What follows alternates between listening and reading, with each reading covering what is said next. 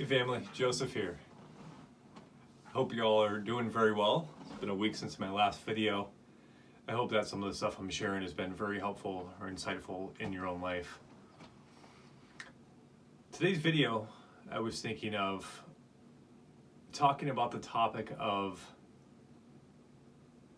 emotional sobriety. And before I get into this, before you go, well, what are you talking about? I don't drink or I don't drug necessarily. That's okay. Emotional sobriety is not just for people who drink or drug. In fact, it is part of the spiritual development that everybody will inevitably pass. That word is so challenging. English is hard. It is a part of life that I will inevitably pass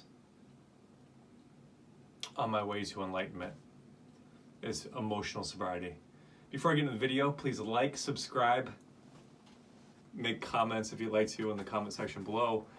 Share with your friends. Really the goal is, like I said, is to help as many people as possible, right? I mean, really what the two fulfillments I feel like we need to have in order for us to feel fulfilled, or two things we need in order for a human being to feel fulfilled is one, I need to become a better version of myself than I was a day ago, a week ago, a month ago.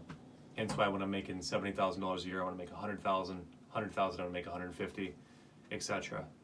If I'm helping people 1 year, what I help people with and I felt satisfied with, I won't feel satisfied with in the following year, because as a human being, I want to continue to evolve. I want to continue to do better, to do more.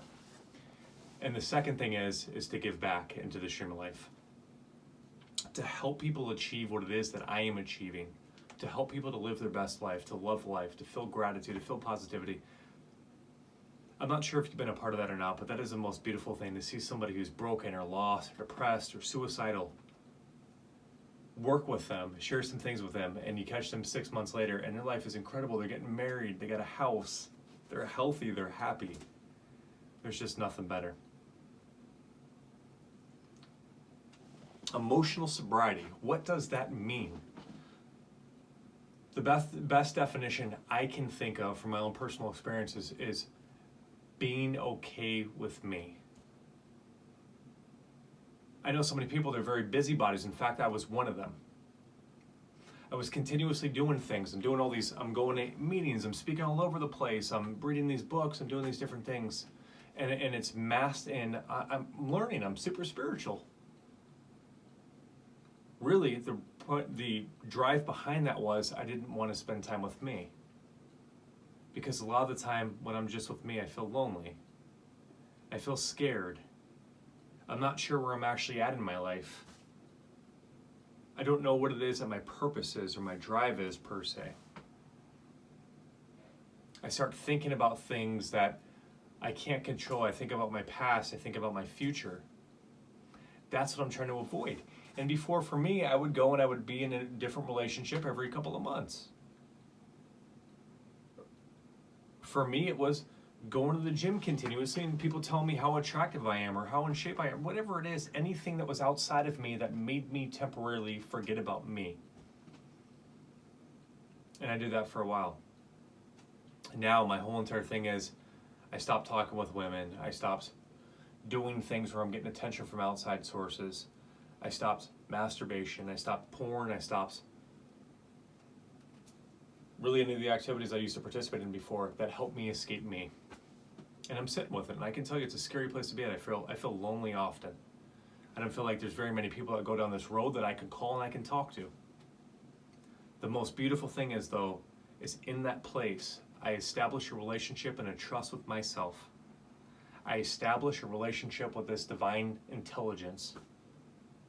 Because when I don't have anything else to do, I don't have anybody to call, I don't have anything to escape to, what am I left with? I'm left with the Creator, which ultimately is me, yet is all things and is always with everybody, I believe. So emotional sobriety is being okay with me, loving that emotion. When I'm lonely, loving it. And what is love?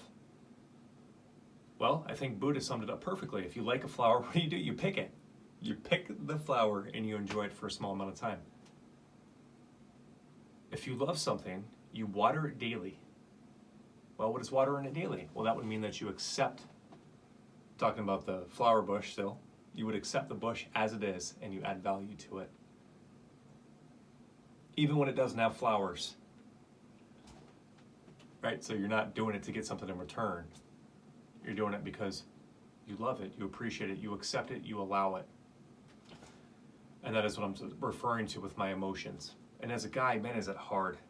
I was told not to have emotions for a long time. I was told if you cry, I'm going to give you a reason to cry. It's challenging to accept emotions, especially the ones that are not seen as empowering, like anger. But that is where my salvation's at. Because in spending this time with me, as I said, I form self-love. I form a trust and dependence upon me. I form a connection with me. Because those scared emotions, that loneliness, that is part of the story that I currently have. And as long as I escape that, I am denying my existence. I am denying who I am. And I will not grow because it doesn't go away. Just because I pretend like it's not there doesn't make it disappear. So I'm choosing to do a whole bunch of work to go back into my childhood, to experience all those emotions, the origin of where this not being worthy and this being afraid of abandonment, being afraid of rejection, where all this stuff came from. And I'm dealing with it. It's the most challenging thing I've ever done, but it's the most rewarding.